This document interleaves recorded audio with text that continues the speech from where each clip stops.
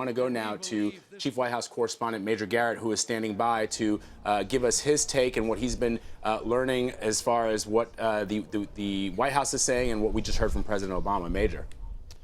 Well, look, President Obama has a big sales job ahead of him. He's begun it globally and he's begun it domestically.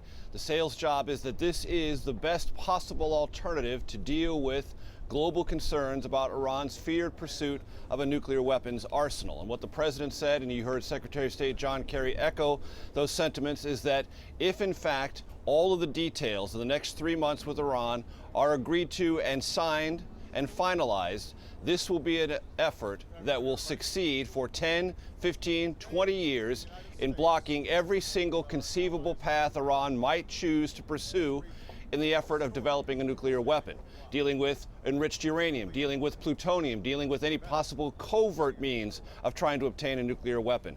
And Secretary of State Kerry and the president said if at any point in the process it is learned that Iran is backsliding or attempting to cheat, economic sanctions that will be lifted as it complies will be snapped back, and Iran will face the same kind of economic strictures it's living under now. The economic penalties, if you will, that brought Iran to the negotiating table in the first place. President Obama said he will be conferring with all the top leaders in Congress. He's already talked to some world leaders and will speak to the Israeli Prime Minister Benjamin Netanyahu about the parameters of this deal later on today. But the White House does view this as a significant achievement and a months-long process to obtain from Iran at least the parameters, the outlines of a means by which it agrees to have regular, persistent inspections by international nuclear watchdogs in its country to what it had been developing before and what it now pledges to not develop in the future, which is a pathway toward a nuclear weapon. The administration argues that if in fact this agreement is adhered to, there will be a breakout period, meaning a technological period of time of at least a year, possibly longer, that even if Iran cheats, it will take that long to obtain one nuclear weapon, and the world community will have ample time to apply sanctions or take other measures to penalize the Iranian government. But in the main, through negotiations and the support of Russia, China, Great Britain, Germany, and France, the United States believes it has put together the outlines of a deal, much negotiations remain, to convince the world and skeptics in Congress that this is by far the best alternative to achieve what it appears everyone agrees is cutting off every potential pathway Iran might have toward pursuing a nuclear weapon. Major, you mentioned those skeptics in Congress, and I'd like for you to help us clarify exactly how much leverage, how much power does Congress have over this?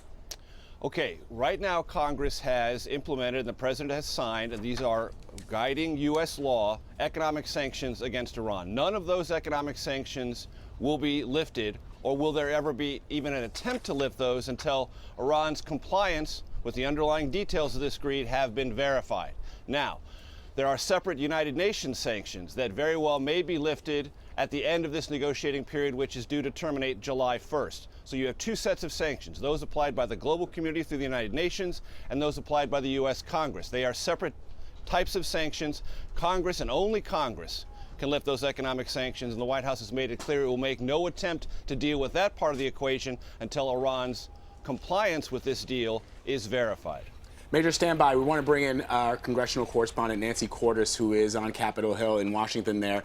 Nancy, just to Christine's point and to Major's analysis, the president warned the leaders of Congress not to try to stop this deal. He said if Congress kills this deal and it's not based on any kind of expert analysis without offering a reasonable alternative, then it's the United States that will be blamed for the failure of diplomacy. So have you heard from any lawmakers in the short few minutes since the president has spoken about what they are thinking going forward? We actually have, Vlad. We're starting to hear from the first few congressional leaders. Encouraging signs so far, actually. Crucially, we heard from Bob Corker of Tennessee. He is the chair of the Senate Foreign Relations Committee. He is very important because he has legislation waiting in the wings that would require congressional review of any nuclear deal. He didn't come out and embrace the deal, but he didn't slam it either, which the White House could consider in this case a victory. He said it is important that we wait to see the specific details of today's announcement. We also heard from Harry Reid, the Democratic leader of the Senate. He said that he's encouraged that negotiators have agreed. Sorry, that's actually Dick Durbin of Illinois, another Democratic leader. He's encouraged to hear that negotiators have agreed to a framework. And then Harry Reid says he is cautiously optimistic about this framework. Now, we haven't heard from some of the chief opponents, and there are many, to this deal. Opponents who argue that no matter what is in this deal, that Iran, A, can't be trusted, and B, is exporting terror throughout the Middle East, and that lifting sanctions will only make Iran stronger. So they are unlikely to like this deal no matter what it says. But there's sort of this middle group of senators who were skeptical but hadn't made up their mind either way, who are going to like a few things about this deal. The fact, A, that it doesn't sunset, at least parts of it don't sunset. There was a great deal of concern that if the deal were to sunset after 10 years, what would stop Iran from just picking back up where it left off. They're also going to like the fact that sanctions, as Major mentioned, only get lifted once it's verified that Iran is living up to its end of the deal, and that those sanctions can be snapped right back into place if Iran lets its end of the deal down at some point down the road. Major Nancy, I thought it was very interesting that the president, in an effort, I guess, to sort of buttress any kind of arguments that might be coming from objections, he pointed to Israel and said that if the Prime Minister of Israel, Benjamin Netanyahu, is looking for the most effective way to ensure that Iran does not get a nuclear weapon, that this is the best option. He also, as we pointed out, Nancy, talked about Congress and having Congress not get in the way of this deal. And I thought, interestingly enough, that he also raised a point about President Reagan and President Nixon in negotiating with countries who were at times enemies of the United States, and certainly much more dangerous. President Nixon certainly with China, and obviously Ronald Reagan with the Soviets. So it seems to me that the president is trying to head off any kind of objections that may come his way. Well, he was certainly directing some of his comments to Congress, especially at the end when he said, look, there are really only three options here.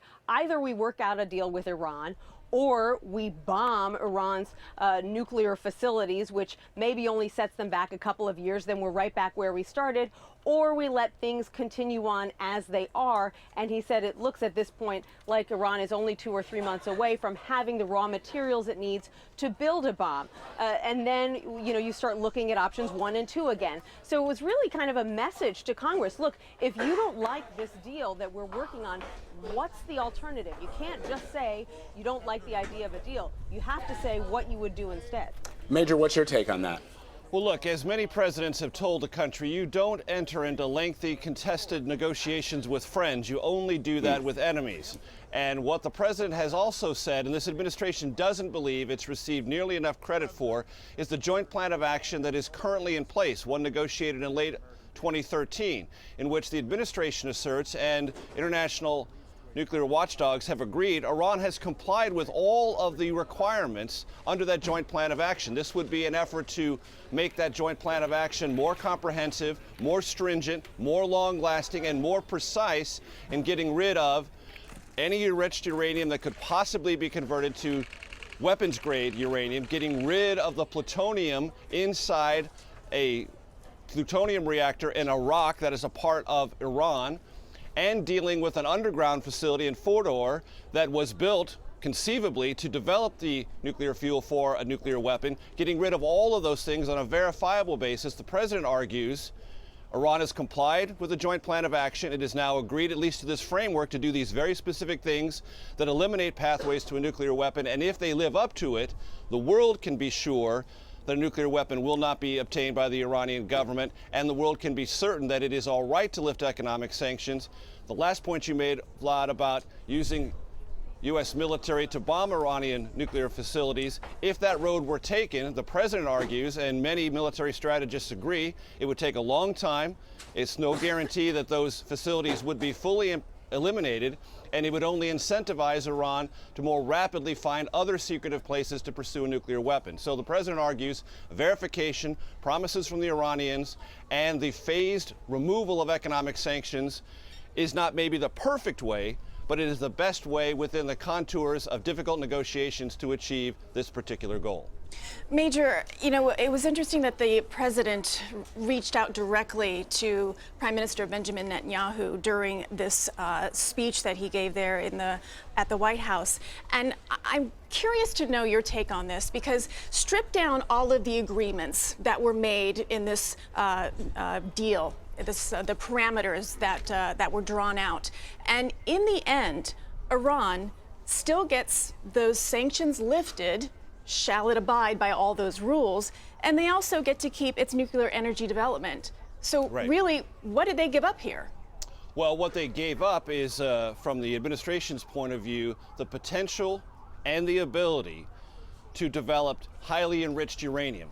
Look, low enriched uranium used for civilian nuclear programs, meaning energy, cannot be converted easily to weapons-grade uranium, highly enriched uranium.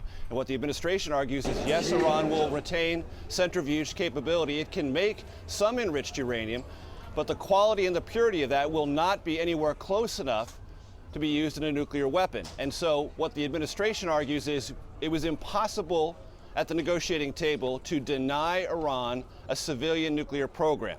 So there had to be some centrifuges, there had to be some ability to maintain what already exists, a civilian nuclear program, and take Iran at its word. That's all it will do. But not just take it at its word, have international inspectors prove that the enriched uranium is of such a low grade that it can't be converted to weapons grade highly enriched uranium. And the same thing goes for plutonium.